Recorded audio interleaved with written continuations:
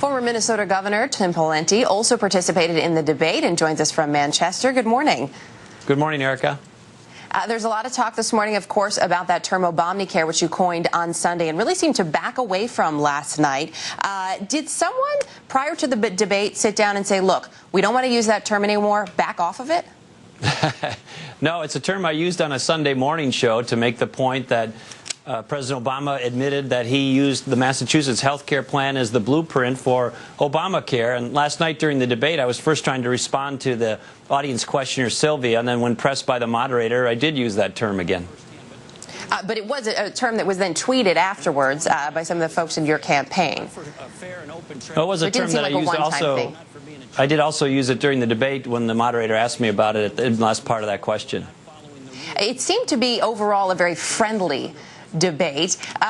This is the first one, of course, but 7 of you up there on stage. There weren't a lot of shots taken.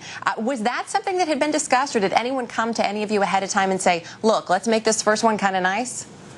Well, I think what you saw last night is a party that's united in the understanding that we need to get Barack Obama out of the White House. He's had his chance. His policies aren't working. We've got crushing levels of unemployment. We got $4 a gallon gas. We got a federal government that's out of control.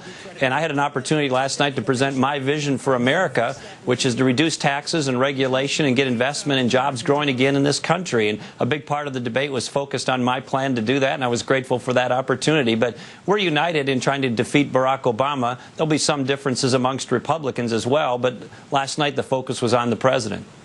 Your fellow Minnesota and Representative Michelle Bachmann announced her candidacy last night. What do you think is the most significant difference between the two of you? Well, each candidate, regardless of whether it's Representative Bachmann or someone else, brings different things to the table.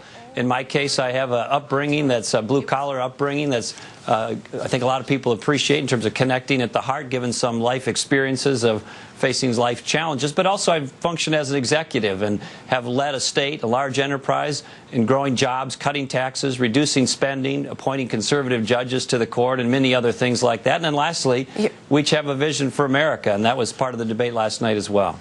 As an executive of that state, though, when you left office, there was a pretty significant deficit. As we know, jobs and the economy are the #1 focus. I believe the latest CBS News poll, 48% of Americans say that's the most important thing to them.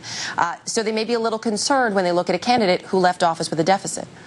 Well, that's not accurate, Erica. The last budget when I left office doesn't even end yet. It ends this summer, and it's going to end with a surplus. And the deficit relates to the upcoming 2 years after that, but that's based on 20+% spending projected increases that I would have never allowed as governor of Minnesota. So you say that was on the person who took over after you?